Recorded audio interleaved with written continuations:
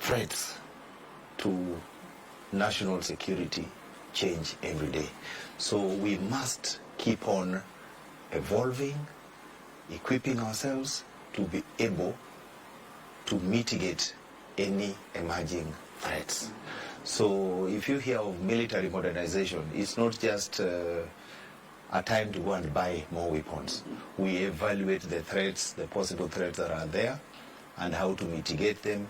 And when we realize that some of the equipment or strategies that we have had have some gaps, then we modernize to close these gaps so that we are always capable of defending the Republic.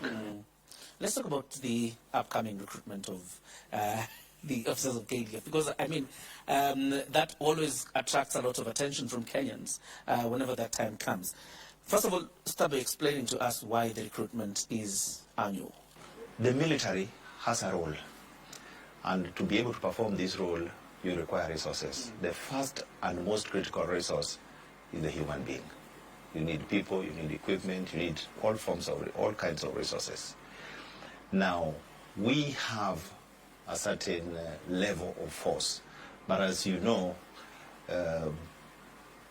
mobility of labor is a common practice everywhere. There are people who leave for whatever reasons.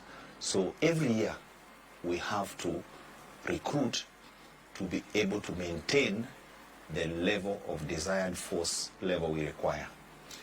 And therefore we recruit to be able to cater for attrition, and also in the context of our modernization, achieve the desired force level that we require. That's the main reason why we recruit every year.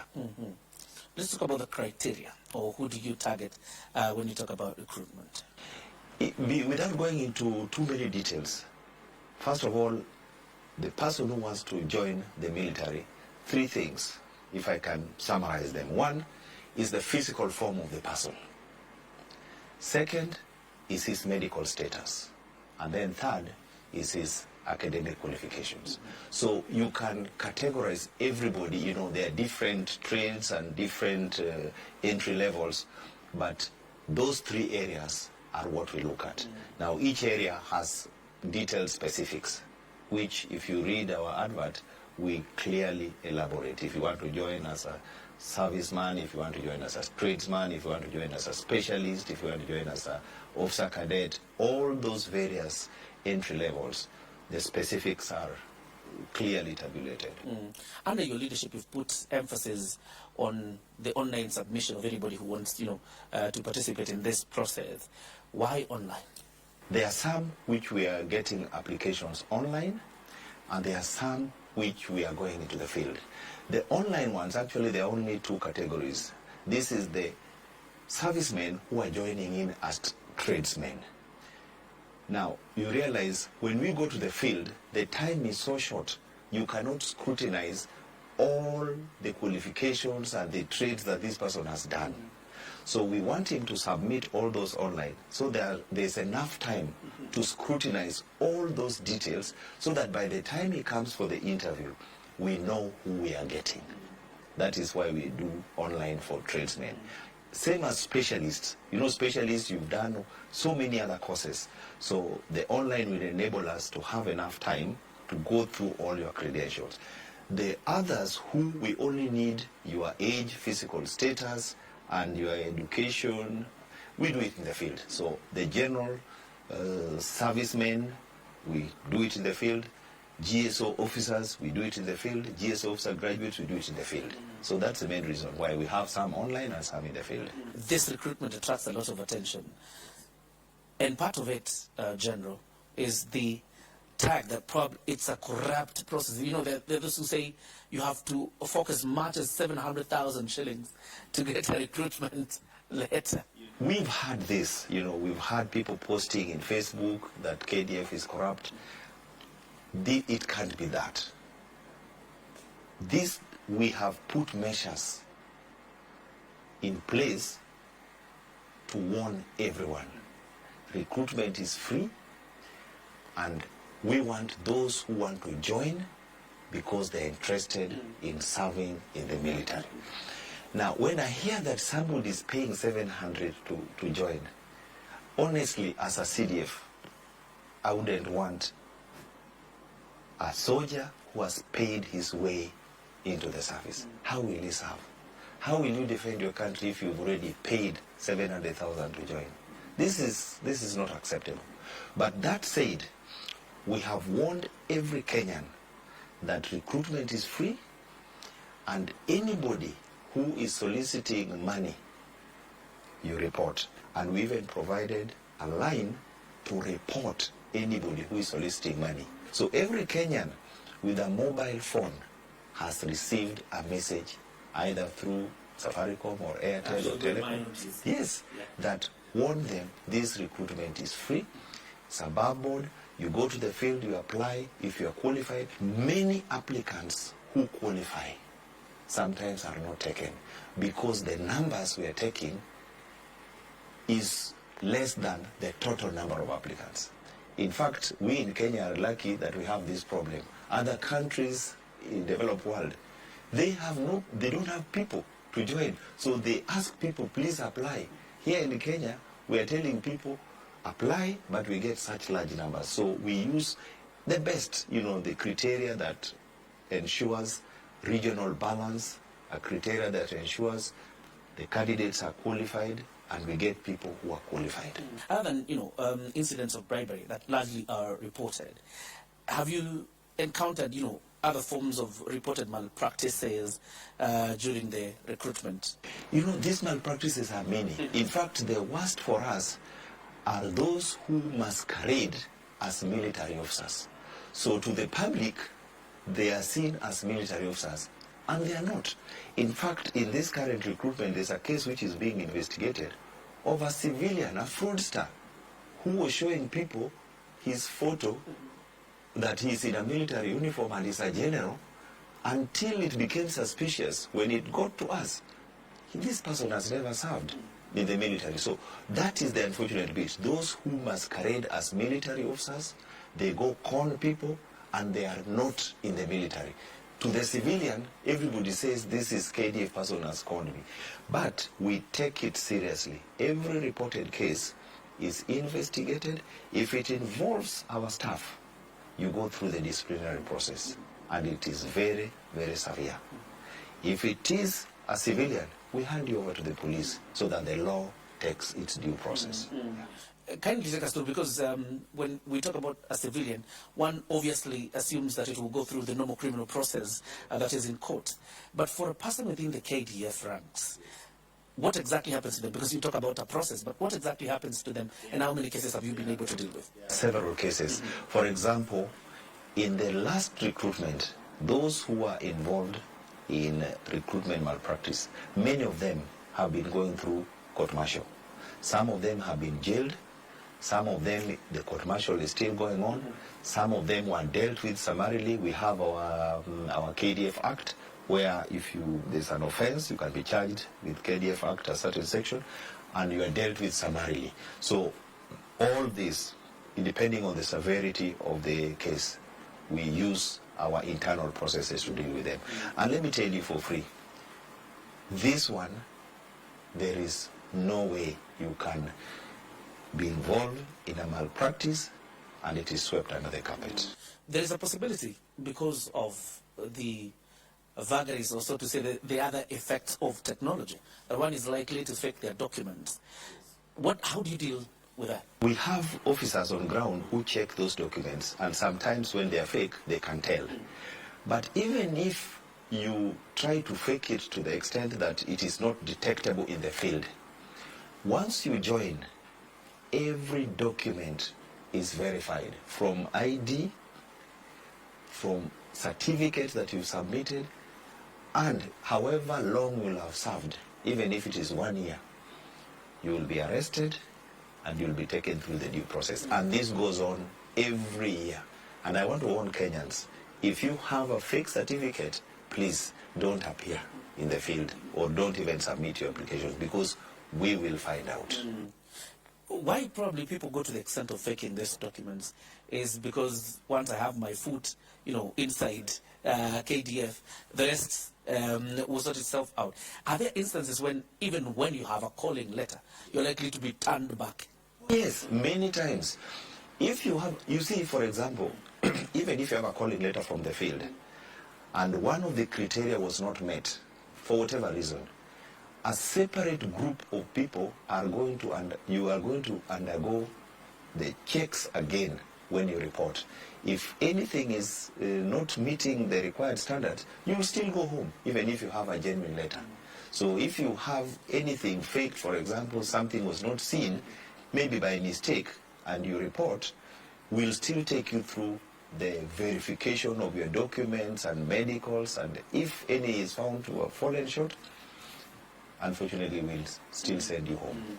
For the recruits, before we talk about the ones in active service, there's a perception out there that, KDF is a male-dominated field. So for the female recruits who want to join KDF, what would you tell them? You know, we have a gender policy. In the early 70s or early 80s, you are aware, the women were separated. We had the Women's Service Corps and then the mainstream military. But sometimes in the late 90s, the women got integrated into the service. We have developed a gender policy. We've moved, and currently we're at about 17%. So ladies want to join the military. There are several opportunities for them to join. We want to progressively increase it, but as you're aware, sometimes the demand of military service can be very, very strenuous. So those who want to join and are able, we take them on board. We really can't discriminate that you're a lady. If you're qualified, we have several. In fact, ladies in our military, up to higher levels, we have General Ahmed, you're aware, who is in college. Our chief of legal is a lady. Even this communication is headed by a lady, Brigadier Kyoko. So there are opportunities where ladies excel in the military. Those are the opportunities, the ones in active service, as an institution advancing public good and the interest of the Republic of Kenya. How are you faring in terms of advancing the 2-thirds gender principle in the military? We are moving towards it. I cannot say we have reached it. We are moving towards it. But we can't force ladies to join, telling them that, you must come so that we meet this requirement. It's a voluntary service. We accommodate those who want to come. But world over, the challenge of deployment. I remember one time when I was talking to a senior person in one of the developed countries, the challenges of managing different genders in the battlefield the reality is that challenge is there. And so we balance and see, the ladies who want to come in, we invite them. But sometimes, I don't want to say restricting, but there are certain times when we can say, we're going to deploy people in this area, but we become sensitive to gender by virtue of the exposure that they are going to be exposed to. Yeah. What is your message to recruits who are watching you tonight? First of all, I want to appreciate every Kenyan who would like to join the military, because we need them. We need people who are passionate, who want to join the military. So anybody who has an interest in joining the military, we appreciate you and you are most welcome. All that we tell you is come, present yourself, go through the process. If you qualify and you're taken, come on board. If you don't qualify and you're not taken for one reason or another, if you pass everything, there'll always be another opportunity. But don't give anybody a cent or any form of inducement to join. Please. That is all that I can tell Kenyans. But even for people who are applying, you apply, leave it to us. We'll scrutinize your documents. If you're shortlisted, come for the interview. If you qualify, we welcome you to join us. If you don't qualify, there are always other opportunities to serve the country. There's something that I wanted to emphasize, General. The fairness of the process, because you've spoken largely to it, but there's also the consideration of region and stuff like that. Yes. How do you assure recruits of total fairness? Military is extremely fair. Not even in joining only. Joining in terms of opportunities for training, in terms of career progression. You know, people have this notion that you have, you know, people, so many people from this place. We have data on the entire population of the Republic. So this data informs the numbers that we are taking from every place. We are required by Constitution that we have the face of Kenya. And by and large, I can tell you, at every recruitment center, we have numbers that when they come, the KDF population, more or less, if you take it through a scientific process, will represent the face of Kenya. As a Chief of Defense Forces, what are you doing to advance the well-being of servicemen and, you know, officers under KDF? When you are in command, and, you know, as I am, one of the key things that will concern you is the welfare of your men. If you don't have an interest in the welfare of your men, it will be shown, it will be seen very, very easily. So the welfare of your men will determine the morale, the ability to embrace the force and have that fighting spirit. Several things, you know, welfare. First of all, a genuine concern for those under your command. A genuine concern is part of that welfare.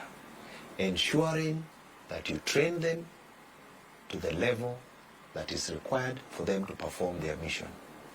Secondly, you ensure that they are well housed, their families are taken care of, the health care is taken care of, their education facilities for the children, so that when he is in the field, he knows that somebody genuinely cares and thinks of me, and are here to fight and defend the Republic.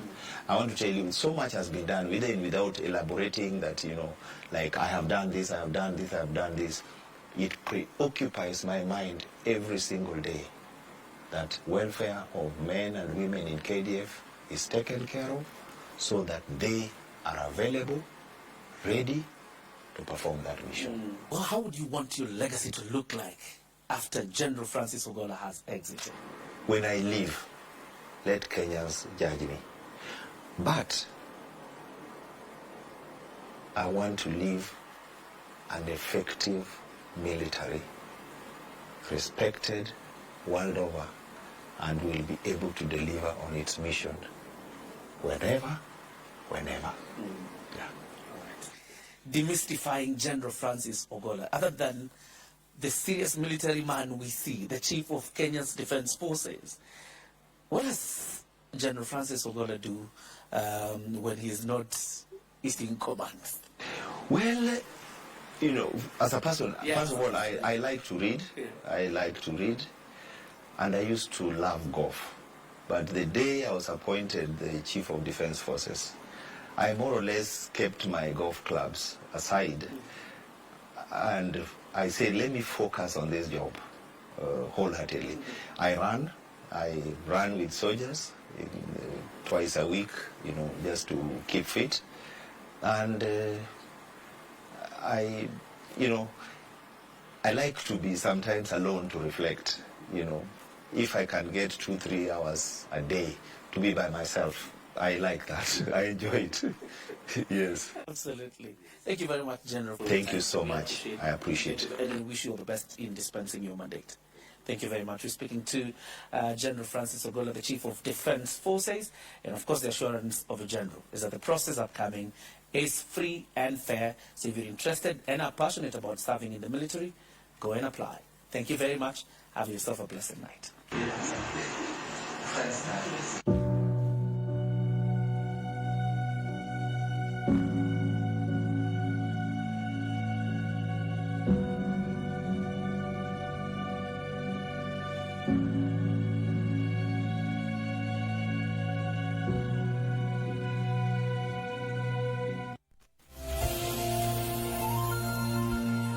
CASNEB, your gateway to a world of possibilities.